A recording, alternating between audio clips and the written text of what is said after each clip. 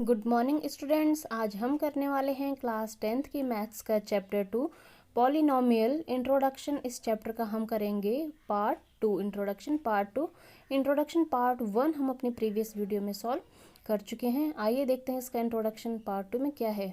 बच्चों, हमारे यहाँ से आज शुरू करेंगे हम बहुपद की घात। हमने बहुपदों के बारे में पढ़ा था, कितने टाइप्स के होते हैं, क्या होते हैं। अब हम देखेंगे कि बहुपद की घात से क्या मतलब है, यानी कि डिग्री। हम इसको डिग्री भी कहते हैं, डिग्री ऑफ पॉलिनोमियल। यानी कि अगर आपको किसी बहुपद px में जो चर राशि है, जो उसमें उच्चतम घात वाले पद का घातांक उस बहुपद की क्या कहलाती है, घात कहलाती है। जैसे हमारे पास कोई बहुपद है कि x की घात 6 प्लस x की घात 5 plus 4x² plus 2x minus 3 में हम इसमें देखेंगे कि सबसे उच्चतम राशि जो है x की जो उच्चतम घात है वो क्या है, उच्चतम घात वाला जो पद है वो क्या है, x6, x की घात 6। ठीक है, तो इसमें जो x की घात है वो सबसे अधिक क्या है, 6 है। तो इसकी जो बहुपद की घात हो जाएगी वो हो जाएगी 6। यानी कि जो सबसे हाईएस्ट पावर होगी, जो चर में सबसे हाईएस्ट पावर होगी, हम उसी को क्या कहते हैं, बहुपद की घात कहते हैं। ठीक है, अब हमारे पास आते हैं कि रैखिक बहुपद क्या होता है। रैखिक बहुपद, इसमें घात क्या होने वाली है, 1 होने वाली। जैसे 2x माइनस 3, तो इसमें कोई भी आपको नंबर नहीं दिख रहा है तो इसकी घात क्या हो जाएगी, 1। इसमें √3, फिर x, इसकी घात, x में कोई घात नहीं दे रखी तो इनकी घात क्या हो जाएगी, 1। इसी प्रकार से, ठीक है, हम इनको लीनियर पॉलिनोमियल भी इंग्लिश में बोलते हैं। अगला है हमारे पास द्विघात बहुपद, यानी कि द्विघात जिसमें घात क्या होगी, 2, नाम से ही पता चल रहा है। जैसे 4x², सबसे उच्चतम घात क्या है इसमें, 2 है। ठीक है, तो ये इसकी क्या हो जाएगी, घात 2 हो जाएगी। ठीक, इसको हम कहते हैं क्वाड्रेटिक पॉलिनोमियल। और त्रिघात बहुपद में घात 3 हो जाएगी, यानी कि इसमें 4x³ minus 2x² plus x plus 1, इसमें जो घात है वो क्या हो जाएगी, 3 हो जाएगी। तो इसको हम कहते हैं क्यूबिक पॉलिनोमियल। ठीक, बहुपद के शून्य क्या होते हैं, जीरोज ऑफ पॉलिनोमियल।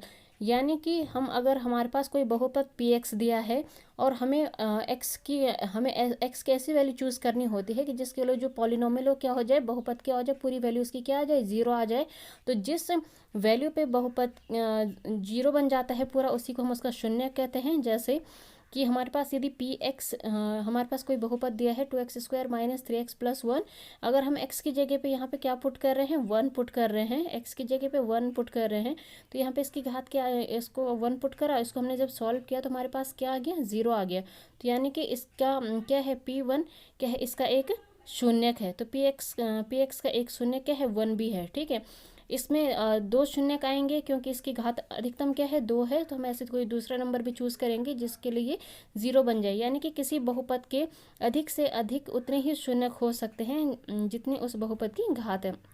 जितनी उस बहुपद की घात होगी उसके उतने ही अधिक से अधिक क्या बन सकते हैं, शून्यक बन सकते हैं। ठीक है, अगर उसकी घात 2 है तो उसके अधिक से अधिक शून्य क्या आएंगे, 2 आएंगे। 3 घात है तो 3 आएंगे। इसी प्रकार कितने भी उसकी घात हो उतने ही उसके शून्यकों की संख्या भी होगी। फिर हमारे पास किसी बहुपद के शून्यकों का ज्यामितीय अर्थ। अगर हमें किसी कोई बहुपद हमें दिया है और उसके हमें शून्यकों का ज्यामितीय अर्थ बताना है तो हम कैसे बताएंगे। यहाँ पे मैंने इसका आलेख नहीं बनाया है, ये हमारे पास बेसिकली आलेख वाले क्वेश्चन आएंगे। आपके पास ग्राफ दिया होगा और आपको देखना है, जैसे हमारे पास सपोज ये हमारे पास क्या होती है, x एक्सिस होती है और हमारे पास ये क्या होती है, y एक्सिस होती है। ठीक है, तो जैसे ये जिस बिंदु पर ये टच कर रहा होगा इसको, यहाँ यानी कि x एक्स को कितने बिंदु पर कर रहा है, 2 बिंदुओं पर ये टच कर रहा है। तो यानी कि इसके जो शून्यक होंगे x में कितने होंगे, 2।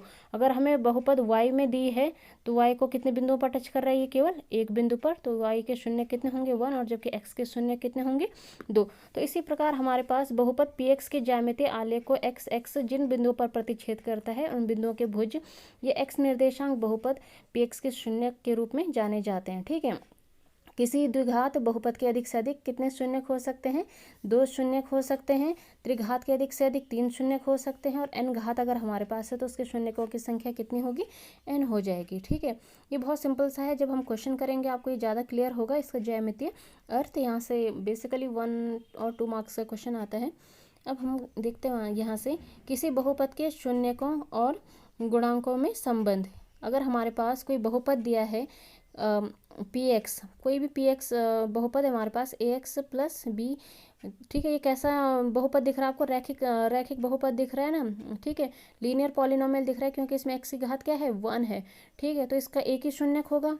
जब इसका एक शून्यक होगा, माना हमने वो शून्य क्या मान लिया, अल्फा, इसको हम क्या पढ़ते हैं अल्फा, इसको ऐसे बनाना है, ठीक है। अल्फा हो तो अल्फा की वैल्यू जो आएगी alpha equals to minus B upon A, B क्या है, ये वाली वैल्यू, इसका माइनस ले लेंगे, और ए कौन सी वैल्यू है, ये वाली, यानी कि इक्वल्स टू माइनस, ये अचर पद है, और जो एक्स ए क्या है, ये क्या है, एक्स का गुणांक ही तो है ये, इसके साथ जो गुणा हो रखा है एक्स का गुणांक, ठीक है। इसी प्रकार यदि किसी बहुपद, हमारे पास कोई बहुपद है P X equal to X square plus B X plus C के दो शून्यक हैं, ये दो घात हैं इसकी, तो इसके बहुपद कितने, इसके शून्यकों की संख्या क्या होगी, दो होगी।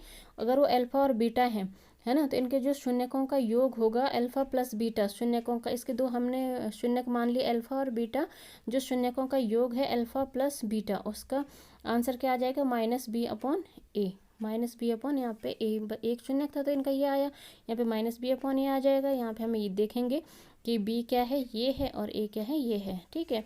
उसी प्रकार जो शून्यकों का गुणनफल, अगर मैं इनको मल्टीप्लाई करूँ अल्फा बीटा, तो इसकी वैल्यू होती है सी अपॉन, ये आपको ये फॉर्मूले याद रखना है, सी क्या है, इसमें अचर राशि है, और ए क्या है, ये है, ठीक है, एक्स स्क्वायर का गुणांक।